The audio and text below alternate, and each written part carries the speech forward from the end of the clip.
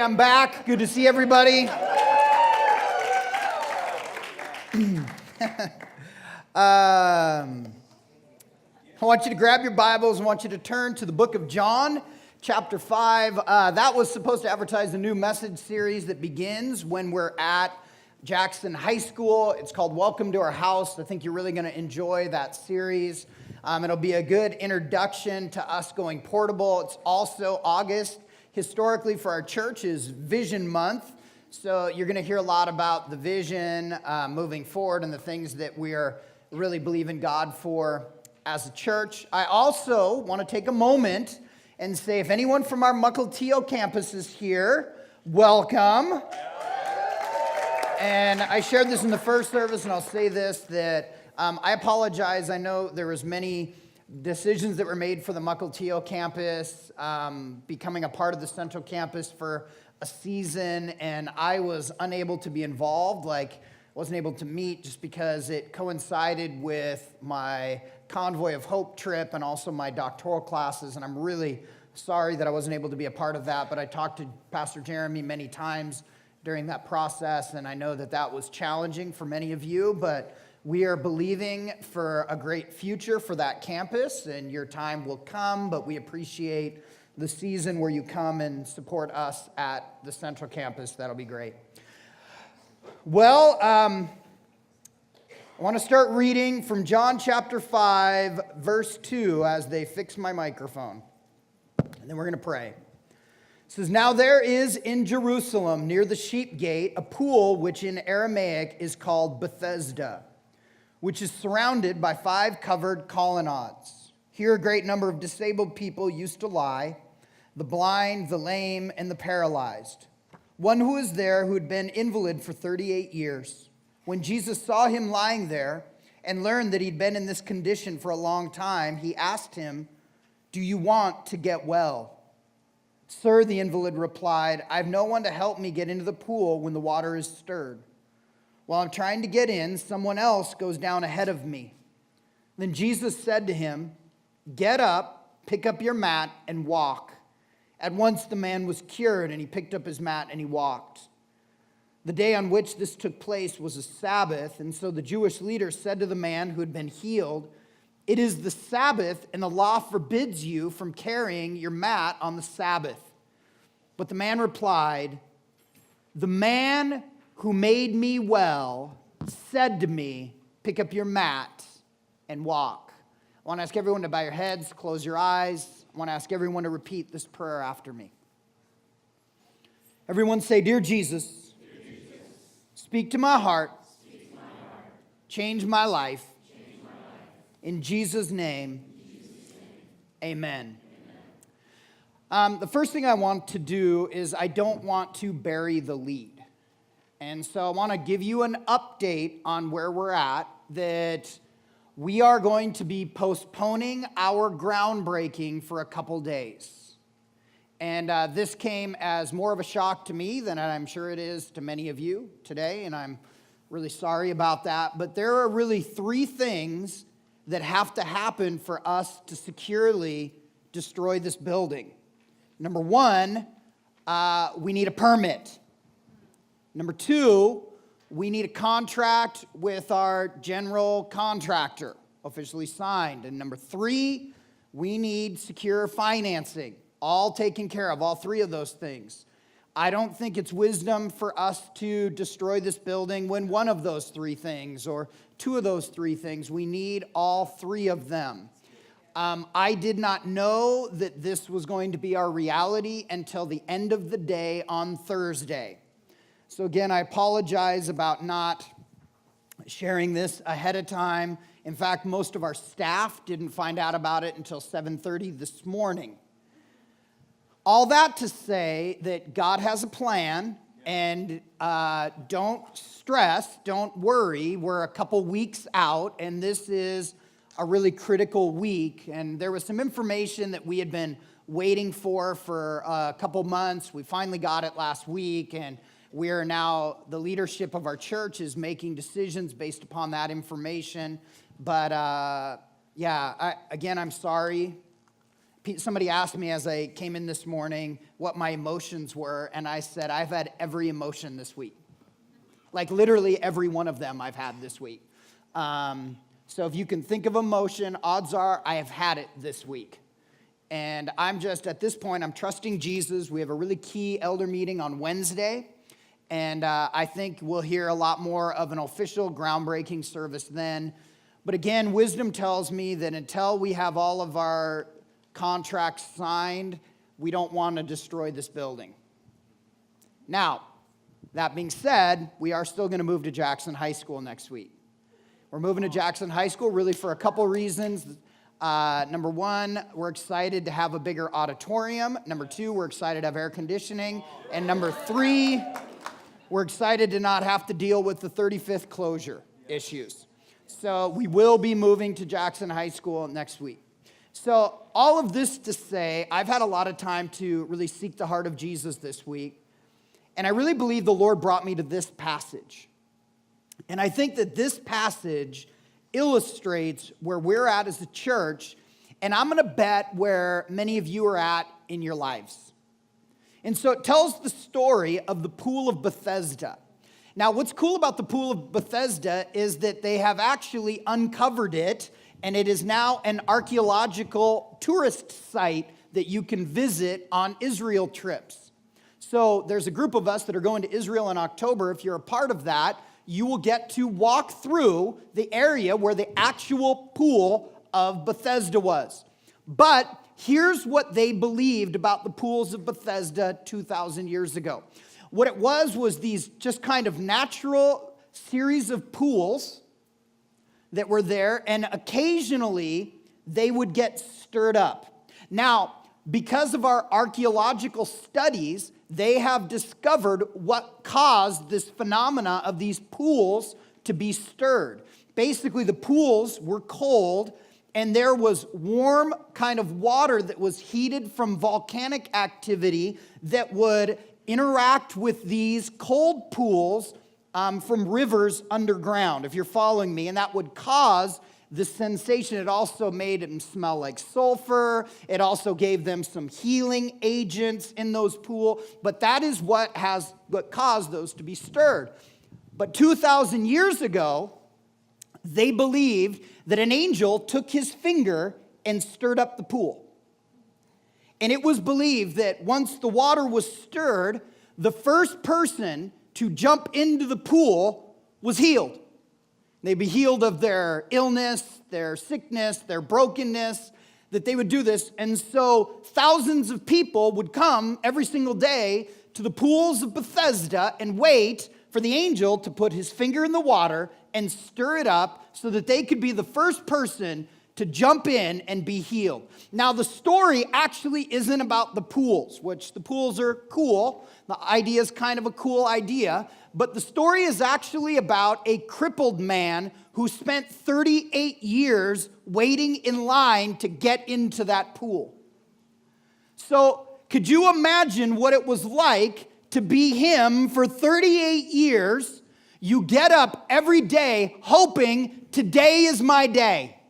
I bet when he started 38 years ago, he was way back at the end of the line. But slowly he worked his way up to the front of the line.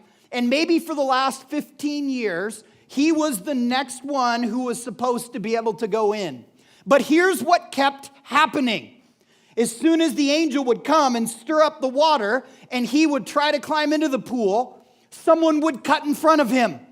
Somebody behind him was impatient and jumped ahead in line. It's kind of like trying to get into a professional sports stadium. Like everybody's cutting in front of everybody trying to get in. And it was kind of like that. And so now for years, everybody cuts in front of this guy and he still can't get into the pool. Well, one day, Jesus arrives in Jerusalem and he goes to the pools of Bethesda and he walks up to this man that was standing in line. And here's what Jesus asks him. I think he asks him the dumbest question ever. He looks at him and he says, "Do you want to get well?" Now think about that. Dude, I've been standing in line for 38 years, waiting to jump into a pool of water that I believe an angel stirred with his little finger. Yeah, I want to get well. And Jesus responds to him by saying, pick up your mat and walk. Immediately the man is healed. So he picks up his mat and he just begins to walk for the first time. You can imagine how excited he was. I bet there was jumping and running and dancing and walking and all of the above. And he walks by a group of religious people. And here's what the religious people say to him. They say, hey, it's the Sabbath. You aren't supposed to be working on the Sabbath. It is inappropriate for you to be carrying a mat on the Sabbath. Staunch religious, legalistic people back then believed that any sort of work was a sin on the Sabbath, that if you did anything that kicked up dust, you were sinning on the Sabbath. And so they see this man, not knowing his story, and they say, you're not supposed to be carrying that mat. That's wrong. And have you ever dealt with that dude? He's awesome. And by the way, he's in every church too. So he turns around and he looks at the religious people, and here's what he says. He says, the guy who healed me told me to do that. Some of you are here today, and you are by the pools of Bethesda waiting for your miracle. Maybe your miracle is a job. Maybe your miracle is a financial breakthrough. Maybe your miracle is a new child. Maybe your miracle is a wife, a husband. Maybe it's a physical healing. But you know what it's like to be sitting by the pool of Bethesda and watch everyone else cut in front of you and get their miracle and you don't get yours. And your dream would be to say to a religious person someday, I'm only doing what the guy who healed me told me to do. So today I have several thoughts that I want to share with you as it applies to this story. Number one, in the beginning, everyone is excited. Have you noticed that? Like whenever you start something, everybody's excited. When you decide, I'm going to do that new hot diet that everybody is posting their before and after pictures of on Facebook, I'm going to start that diet. I'm going to look like them. When I go on vacation, I'm going to have a beach body. Man, I'm going to strut around in my Speedo or in my bikini. Please don't wear a Speedo. That is like of the devil. But let's just say that's your dream. Not my dream, but maybe it's yours. Who knows? But everyone, when they start, they're pumped. They're excited. Every time you start a new job, you're pumped and you're excited. I will guarantee you, the first time that guy got up, looked at his family and said, I'm going down by the pool. Today's the day. Man, I'm going to walk, I'm going to run, I'm going to jump, I'm going to dance. I'm going to see my miracle today. Everybody was excited. I bet his friends joined him. I bet his parents threw him a party. Everyone is excited when you start. Everybody's excited to start the year and believe for their dreams and their goals. You start, you're full of faith, full of hope, imagining what could be. Asbury is my seminary that I took my doctoral classes at. Asbury has a lot of bizarre memories for me because it was my first doctoral class 3 years ago in the middle of July when I got a phone call from one of a person on my executive team at the church, and he said, Pastor Brandon, we closed the sale on the Everett building. You see, we had to sell that Everett building, and the building was great, but it had a lot of delayed maintenance. It was going to cost us a lot of money. But the biggest thing was the dynamic of the area where our Mill Creek campus was subsidizing our Everett campus anywhere from $20,000 to $30,000 a month. That we had concluded that Everett building was too expensive for the congregation that we had there, and we had to do something. And so we made the best decision we could, and we found another building in that area, an old Methodist church building. and we'd negotiated a price, and we had kind of a handshake agreement, contract, and it was going to be within the budget that campus could afford. It was in the area where we wanted to be. It was the size we wanted to be, and most of all, it was the price we wanted.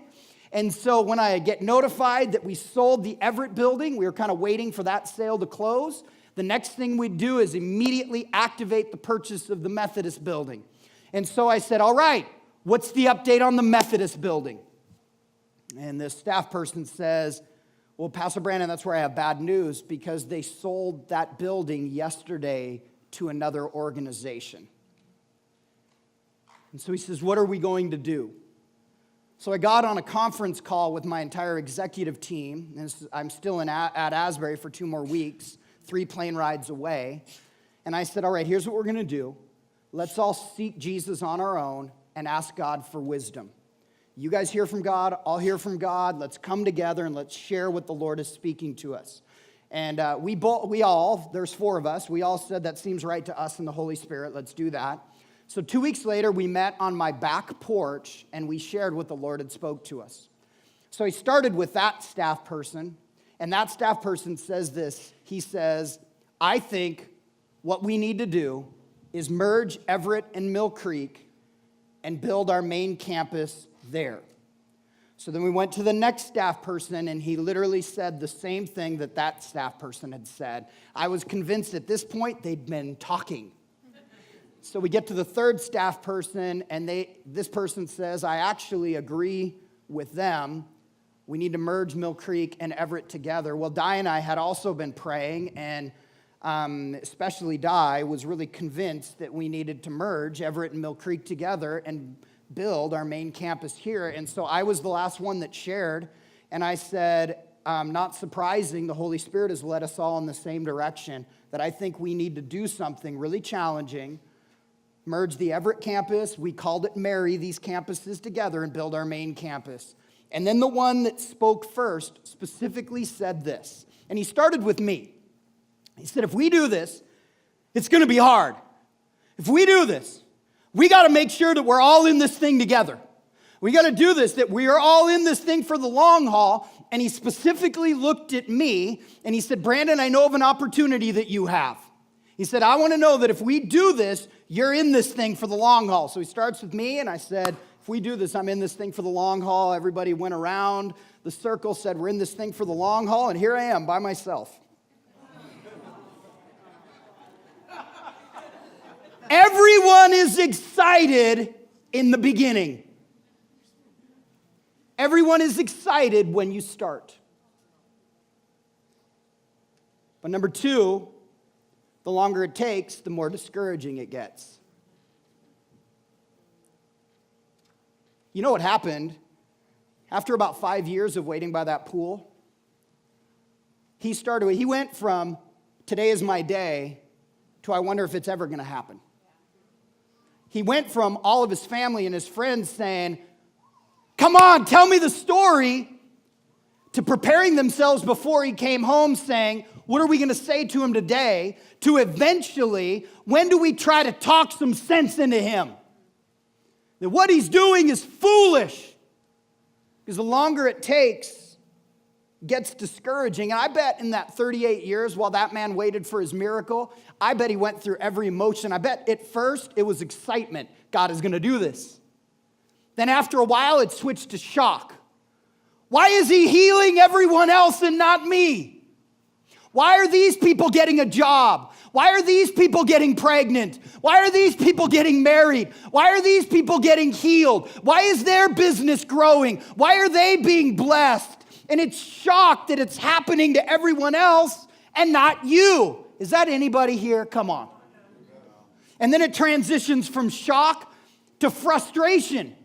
You're like, well, I've worked just as hard as they have. Why do they get their miracle and I don't get mine? And then eventually, what does frustration transition into? Anger. Have you ever just been so upset that you've been believing for something and it didn't happen? You just were mad. Anybody? And like, you don't even know who to be mad at. So you're just mad at everybody. Now, I will tell you, in 2 years since we started this roller coaster of this building project, I've been mad at everybody. At some point, like I'll guarantee you, I have been mad at you. At some point, I considered it your fault I wasn't in a building yet. And you're irrational. You're angry. I mean, I've been mad at my kids. I've been mad at my wife. I've been mad at Jesus. You just get angry because what you are believing for isn't happening. And you don't know what to do with all of those emotions. And I'm sure that's happened to you many, many, many times. And then eventually, after about 38 years, I guarantee this guy got to the point where it was just total defeat. I bet every day he got up and thought, why am I bothering? It's just not going to happen. Finally get to the front of the line, and now I'm too old to even get in the water without help. Everybody keeps cutting in front of me. Rude people. Winston Churchill said this. He said, success is not final, failure is not fatal, but it is the courage to continue that counts. You see, where I give this crippled man an immense amount of credit is that even after all of these years of frustration and being denied seeing it, all these years of discouragement, he still got up every day. He still made his way all the way to that pool with a hint of hope that it could be today. My third observation, if you are finding yourself by the edge of that pool waiting for your miracle, is have you ever asked yourself, where are my friends?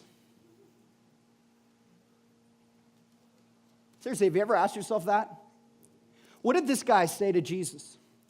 He says, now, when an angel comes and he stirs up the pool, I don't even have anyone to help me get in the pool anymore. They're all gone. Like all my friends left. I mean, they hung out for like 5 years, but by year 20, man, I was by myself. By year 25, my family thought I was foolish. Have you ever gotten to that point where you've been believing for a miracle and you've talked about it for so long that your friends got tired of hearing it and stopped being your friends? They just said, you're always talking about this physical miracle that you're believing. And after a while, they just stopped returning your phone calls. They stopped responding to your text messages. It was easier to be someone else's friend. Have you ever been in that point where you just feel like I'm alone and no one cares? There's no one here to help me get in the water. You wonder if you can do it alone. But it's easy to be someone's friend when they're winning. How many of you, just out of curiosity, moved here within the last 5 years or longer? But you're a transplant to the Seattle area, right? Just kind of raise your hand. Probably a third of you. One of the things, and I meet lots of people that have moved here from other states, and to a person, Seattle sports fans frustrate them. And it's because you moved here from Boston and you still supported the Red Sox when they had the curse of the great Bambino. Man, you moved here from Cleveland. You've been an Indians fan the entire time. You didn't bail when they were bad because they've always been bad. I mean, like if you moved here from the Bay Area, it's easy to support the Golden State Warriors now, but they used to never be good. Like there are some of you moved here from LA, you've been a Clippers fan. You're like, you guys are upset with the Seahawks because they traded Marshawn Lynch? I'm a Clipper fan. Yet you're watching Seattle fans they jump on board and they jump off board. I'm a Raider fan. You think it's easy to be a Raider fan right now? Anytime anybody in Seattle hears I'm a Raider fan, they love to mock that I'm a Raider fan. And here's what I think. You just wait. You won't be a Seahawks fan in 2 years. A couple 4-12 seasons, you're a Raider fan all of a sudden. Because that's the way Seattle fans are. They're very fair weather. They jump on, they jump off. Here's my litmus test to anybody that tells me they're a Seahawks fan. Tell me who went by the nickname Mudbone. If you do not know that, It is because you think Russell Wilson has only been the quarterback of the Seahawks, the only one ever. By the way, that was Dave Craig, if I ever ask you that. People run to a team that's winning, and they run from a team that's not. You want to know who's faithful? You want to know who's a faithful friend to this guy? The ones that were there 38 years later.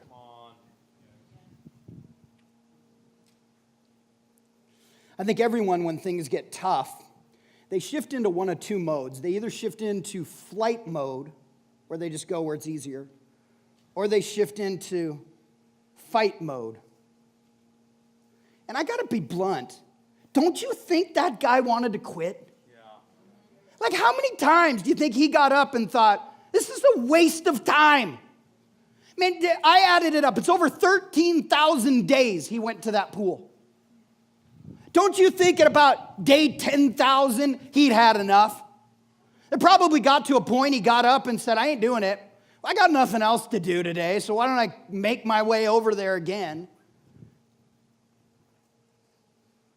I bet every day he had to talk himself into believing that maybe something could happen today. I got to be honest and tell you, I am so proud of my staff right now. Like, insanely proud of them. And I don't think I can express this enough, how proud I am. Like, they're moving to a school next week.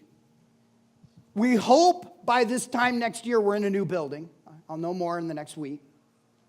But they're doing this, and they're excited about moving to a school. Okay, after the message that I preached today, I had a couple people grab me in the lobby and say, hey, we're going to go to the Everett campus until the new building's built. Literally, after this message, they said that to me. I was like, does anyone listen to anything I say? But I got to be blunt, not my staff. My staff is pumped about the school. I literally think they are. I think if you ask them to a person, they're more excited about the school than they are the dome. I think it has something to do with air conditioning, but they're excited about it. But I'm really proud.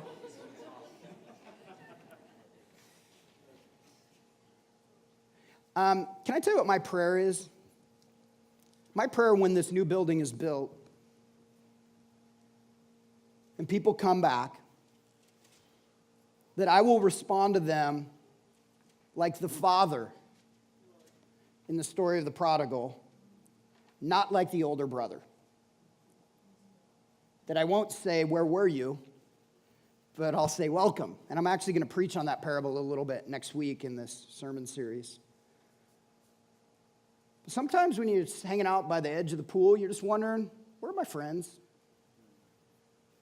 I have a friend who became a friend recently within the last 5 years. So I first got to know him when I first started Canyon Creek, because he was arguably the most successful church planter in the modern era in America. Started a church in an area that had nothing, had no money. Church blew up in 5 years, over 10,000, has multiple sites, thousands of people, incredibly successful planter. So I started going to his conferences, and at this point in time, I mean, he's got lots of friends. I was just happy to be able to sit in the conference. Well, about 5 years in, he has a moral failure. Gets fired from his job, church tanks. I met him face to face while he was unemployed. And it was because we were, as a church, beginning to go multi-site, and I was in the state where he was ministering, and I started sending him private messages on social media saying, hey, can I do coffee? We're going multi-site. By now, Canyon Creek is known around the nation. By now, people know who I am, and so he recognized my name and was willing to do coffee with me. It was really cool, and it was a great thing. And the first thing he said to me is, he said, no one asks me to go to coffee anymore. He says, nobody wants my advice anymore. And that began a friendship with me with his name's Lee. Lee and I became really good friends. He's one of my best friends to this day. 2 years later, I was eating breakfast with Lee when he got his phone call that he was restored back into ministry, that he had gone all the way through rehabilitation and could now look for jobs. I was the person that Lee would call when he would interview at a really small church that he was immensely overqualified for, but would decide because of his past they weren't going to hire him. I was there when he ended up, by a miracle, getting his dream job. And now, fast forward to today, he's pastoring another mega church, and God's really blessed him, and he's now speaking at conferences again all over the world. So I was at a conference recently that Lee spoke at. It's probably 15,000 people at the conference, and I was there because he and I were going to do dinner afterwards, and my wife and I were in town, and we were kind of sitting in the middle. And in the middle of his message, he tells this story. He said, no one would talk to me when everything fell apart. He said, except for Brandon Beals. He said, Brandon was my only friend in the middle of all of this. And so every time my friend shares at conferences, he talks about me. Talks about me being his friend when everything is difficult. And then he's quick to say, and the irony is everybody wants to be my friend now again. So now that I'm pastoring a big church, everybody wants to be my friend. He says, but when it was really hard, only that guy would be my friend. I was just thankful somebody would talk to me at that point. Sometimes you'll ask, who are my friends? My fourth observation from this story is that never forget that we are in a spiritual battle. That what we are trying to do is bigger than ourselves. I've told you guys many times that this building is significant in the fact that we are doing something that has never been done before. There are churches in the city limits of Mill Creek, but there has not been one that's ever been built since the city was incorporated. They're all annexed in. So we are going through the first process ever for this city to have a church built in it. And we are building a legacy. We are doing something that no one's paved the way for us to do before. And so while we are doing it, we shouldn't be surprised that all of hell is fighting against us. Man, I will tell you, I have done things and they have been easy, and this ain't one of them. But I'll tell you what has been the hardest part about this is watching the enemy attack the people in the church. Watching him attack people's finances, attack people's health, attack people's children. That is frustrating. But church, I want you to be keenly aware that we are in a spiritual battle. Just as there is a God in heaven that wants us to do amazing things, there is an enemy to our soul that hates what we are trying to do. And I always tell everybody that the devil is not omnipresent, but for some reason, he has chosen to pitch a tent in Mill Creek. So it is our job as a church to get him to put his pointy tail between his legs and go head to Marysville instead. Or Canada. But the devil is going to work overtime. He wants us to quit. He wants people to scatter. He wants us to spread the blame. The Apostle Peter is literally what he said. He said, be alert and of sober mind, because your enemy, the devil, prowls around like a roaring lion looking for someone to devour. I mean, literally, Peter is saying, hey, he is looking for someone to pounce on. Then he goes on and he says, resist the devil, standing firm in your faith. And he says, you do that because you know that there is a family of believers throughout the world that is undergoing the same thing as you. That you are not alone. People know what you're going through. What I found interesting about this portion of Scripture as I applied it to this is I went to the two verses that precede it. And I have preached on those two verses many times. You've heard them quoted many times. But I got to be honest, I don't think I've ever heard these two sections set in context together, and they actually belong that way. Listen to the two verses before 1 Peter 5:8, the be alert and sober mind. Verse 6 says, humble yourselves therefore under God's mighty hand, that he might lift you up in due time. So the whole passage starts with get close to God so that he can lift you up. And he goes on and he says, and cast your anxiety on him, Cast your cares upon him because he cares for you. So take all of your burden, all of your cares, and give them to him. But before you do that, you got to get close to him so he can lift you up. And then Peter follows it up by saying, because you have an enemy, and your enemy is looking to pounce. And if you haven't gotten close to God, if you haven't developed the habit of casting your anxiety and casting your cares upon Jesus, when that enemy comes, he might devour you. Church, we are in a spiritual battle. And that's where you remember that everything we're doing was God's idea long before it was our idea. And finally, my fifth observation about all of this Pools of Bethesda story is that eventually Jesus shows up. Eventually he comes. So 38 years waiting for his miracle. And some Hebrew guy walks up to him and he asks him the dumbest question imaginable. And he says, "Hey, buddy, do you want to get well?"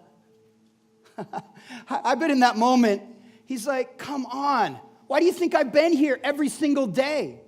He said, "But now when the angel stirs up the water, no one will even help me in the water. I don't even have a friend." And Jesus looks at him and says, "Well, today's your day. So pick up your mat and walk." And so for the first time in 38 years, the man picked up his mat and he began to run and jump and walk. And then a group of religious people seeing him running and jumping and walking and say, "You're not supposed to be carrying a mat. It's Sunday. This is the Sabbath." And he says, "The guy who healed me told me to." Are you here today ready to make that statement? If you've been sitting here waiting for a miracle, are you ready to say, "Hey, the reason I'm doing what I'm doing is because the guy who healed me told me to"? I don't know about you, but I am waiting for the day we as a church get to say corporately, "The guy who healed us told us to do this."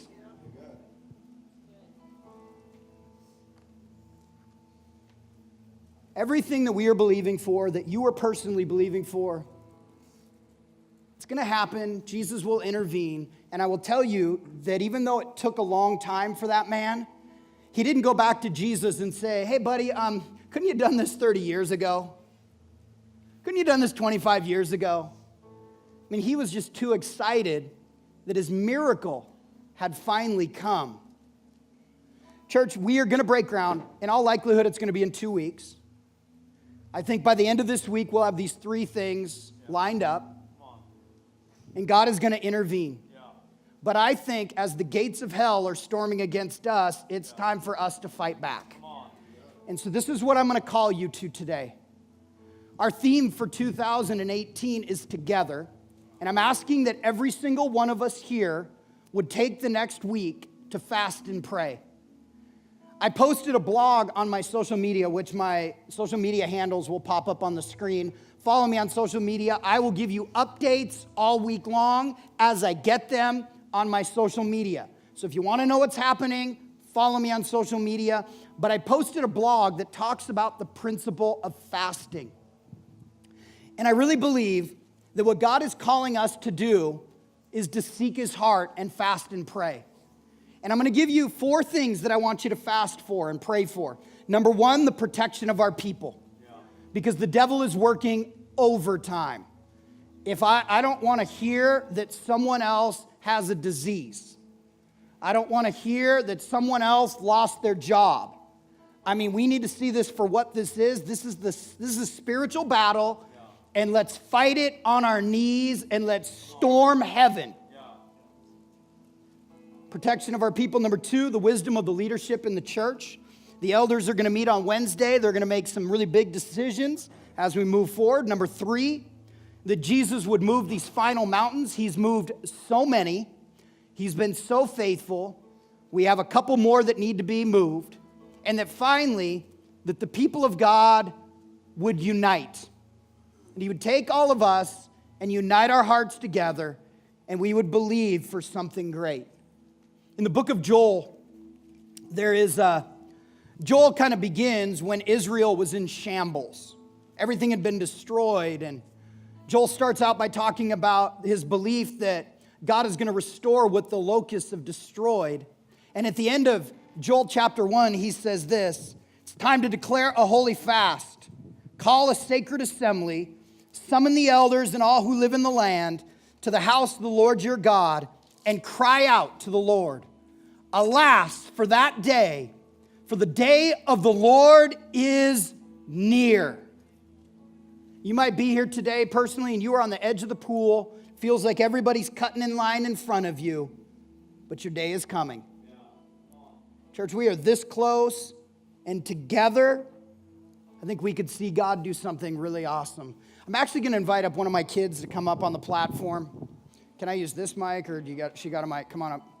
And so I'm doing this in every service just with one of my kids. I just want you to understand how vested my family is into everything that we're doing.